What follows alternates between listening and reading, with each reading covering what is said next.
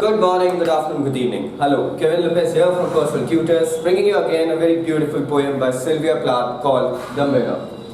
Mirror is a poem beautifully acclaimed by Sylvia, where she shows that what exactly is the role of a mirror or a reflection that is played in the minuscules of humanity. Sylvia Plath, let's talk about her, was one of the most renowned and influential poets in the year 1930s to 60s. Incidentally, a young lady aged 31 committed suicide by mental depression. Her poems actually contained the depth, the pain, the grief, and the crude and harsh reality that one faces. She was clinically depressed, yet she was mother of two beautiful kids, had a beautiful life, incidentally committed suicide.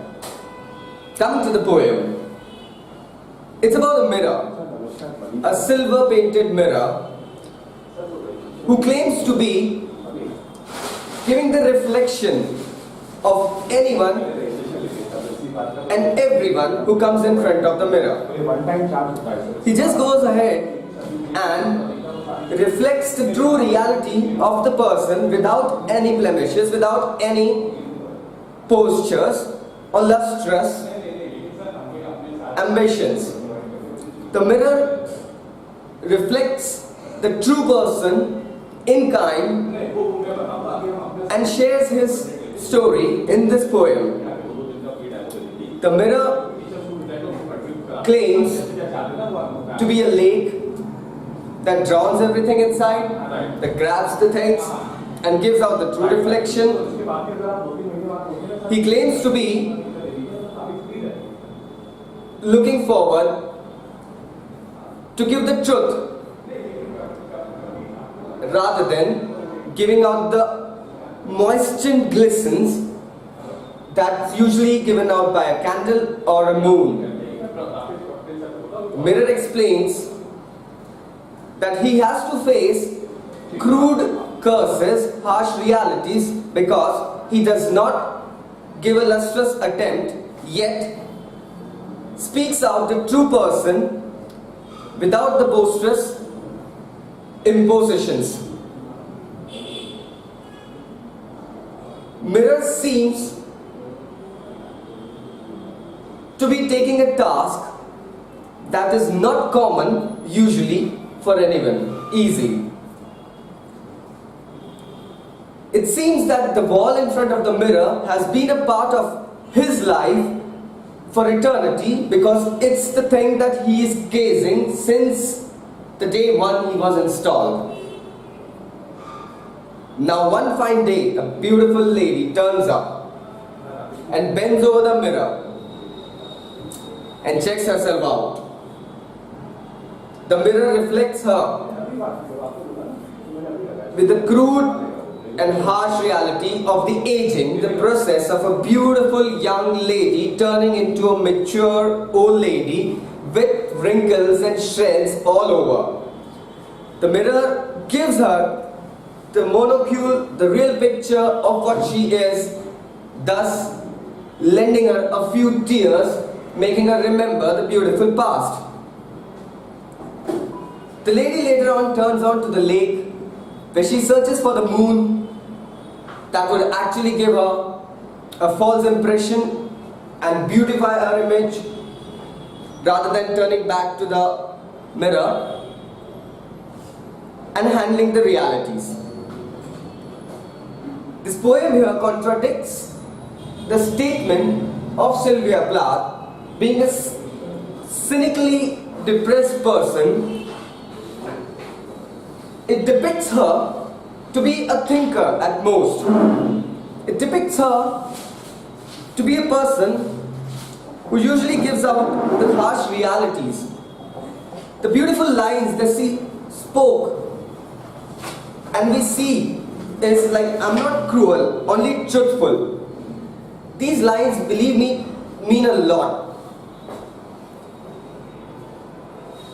Sylvia, keeping herself in the path of the mirror, rectifies the words and justifies herself by saying, I'm not cruel, I'm being truthful. Remember friends, being truthful is at times taken as to be cruel, rigid, hard, robust, and so on. The silver color depicted by the mirror is known for the reflection of one, the lustrous beauty that is given, yet the truth behind is that it does not hide anything. It gives out the best image that you carry for yourself. And we need to remember that it is we who are changing, it's not the mirror who's changing. So the image that we carry of our own changes, it's not the mirror who's changing a lot. Unmisted by love or dislike, beautiful lines told by a mirror. Like he is not misted by any influence of love or hatred. Remember, if you love someone, we tend to go ahead and beautify the person's image. If we hate someone, we tend to go ahead and diminify the person's image. So the mirror here claims that I am what you are. This is what the mirror shares, or rather we should say Sylvia shares in the mode of the mirror. A few question and answers that we do have is question A. Is a mirror essential for us? Of course, a mirror is essential for us, especially the other half of humanity, that is the females. We need to check ourselves, we need to check our appearance in front of a mirror. Thus it becomes very important part of the life. On a theosophical way, if we check the answer out, it would be like a mirror would be giving us the true reflection of what we have been. So the mirror is important for us and essential.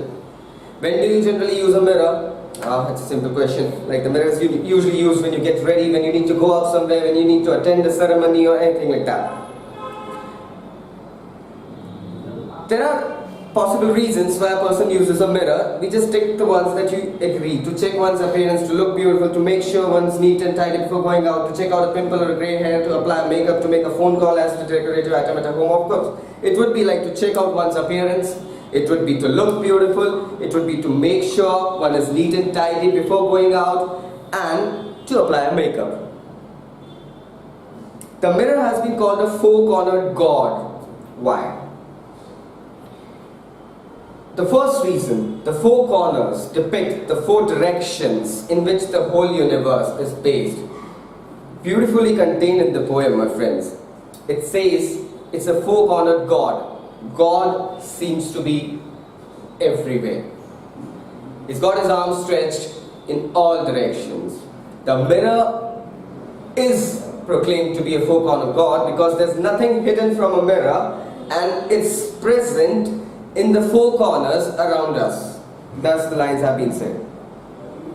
The speckles refer to, obviously the speckles refer to the opposite wall in front of the mirror, where the mirror checks out the blemishes and the sparks and the scratches upon the wall. When the mirror is being described as being unmisted by love or dislike, we understand the mirror as not being prejudiced. The phrase agitation of the hand suggests that the person is, obviously agitation leads to be claiming someone being angry. So here agitation of the hand, it seems to be trembling of the hand, that means anger. By saying now I am a lake, the narrator wants to show that the narrator is not only going ahead and sharing a beauty of a lake or a mirror, it's actually giving out a picture of the eternal beauty. It's not all about the external beauty, the appearances. It's something about the internal beauty and the wisdom as well of a person. When the mirror says it has no preconceptions, it means that obviously, it means that once a person stands in front of a mirror, the mirror does not contain a preconception of a person, rather it reflects back the actual image of the person in the real sense that he is right now. What is the woman searching for in the depth of the lake? Obviously, the woman here was searching for her true identity. We are talking about the internal beauty, not of the external appearances. We're talking about the internal wisdom and the beauty that the woman is searching for desperately inside the lake rather than in the mirror. What do you think the terrible fish in the last line symbolizes? The terrible fish symbolizes the bitter truth of aging, bitter truth of the fatal end of humans, that is the death. We cannot deny it. So this was a brief for the poem Mirror by Sylvia Plath. Born in 1932, died in an early age of 31 in 1963.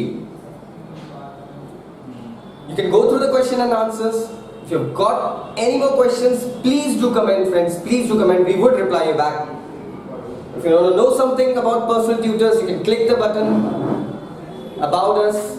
If you want to have data, we can give it to you online. You can even get it in pen drives as well on request. So thanking you once again, it's Kevin.